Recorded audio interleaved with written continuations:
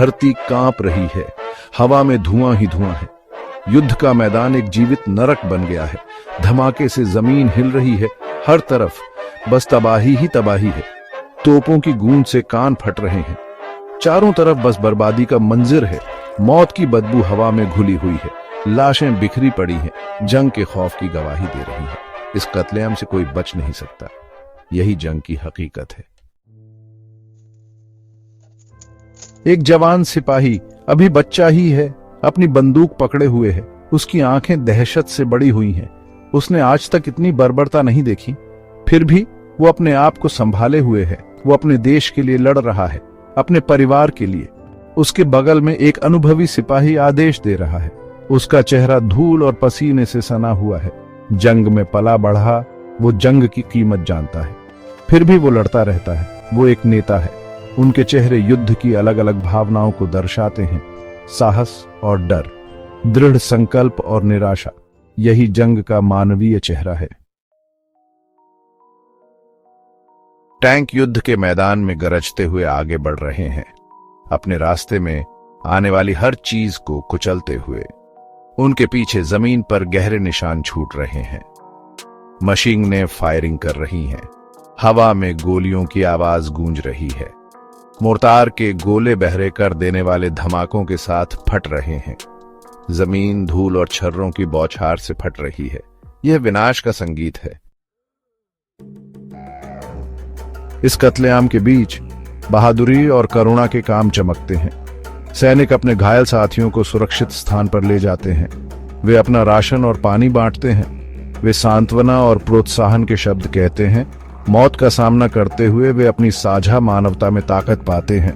यही बंधन खून में बंधे होते हैं, भाईचारे के बंधन। Section 5, ruins of a world lost. कभी शांत रहने वाले गांव अब खंडहर में तब्दील हो चुके हैं। इमारतें टूटी हुई हैं, मलबे में बदल गई हैं। पेड़ काले पड़ गए हैं और नंगे हैं, आग से उनके पत्ते जल गए हैं। परिदृश्य जख्मी है, युद्ध की विनाशकारी शक्ति का प्रमाण है। यह संघर्ष की मानवीय कीमत की कठोर याद दिलाता है। यही युद्ध की विरासत है। Section 6, skies ablaze. युद्ध के मैदान के ऊपर आसमान अराजकता का कैनवास है। लड़ाकू विमान गरजते हुए ऊपर से गुजरते हैं, धुएं की लकीरें छोड़ते हैं। धमाके हवा में फूल की तरह खिलते हैं। धुएं से भरे आसमान में लाल और नारंगी रंग के फटते हैं। आपूर्ति और सुदृढ़ीकरण ले जाने वाले पैराशूट स्वर्ग से उतरते हैं। यह एक घातक नृत्य है, हवा में लड़ा जाने वाला युद्ध का बैले है। Section 7, a desperate fight for survival. सैनिक खाइयों और बंकरों में कवर के लिए हाथापाई करते हैं। वे लगातार हो रही बमबारी से सुरक्षा की तलाश में धरती को गले लगाते हैं। कुछ आगे बढ़ते हैं, उनके चेहरे गंभीर, उनके हथियार धधकते हुए। वे जमीन के हर इंच के लिए लड़ रहे हैं। उनके नीचे की जमीन बंजर भूमि है। कीचड़, खून और गोले के खोल एक भयानक तस्वीर पेश करते हैं। हर पल जीवित रहने की लड़ाई है।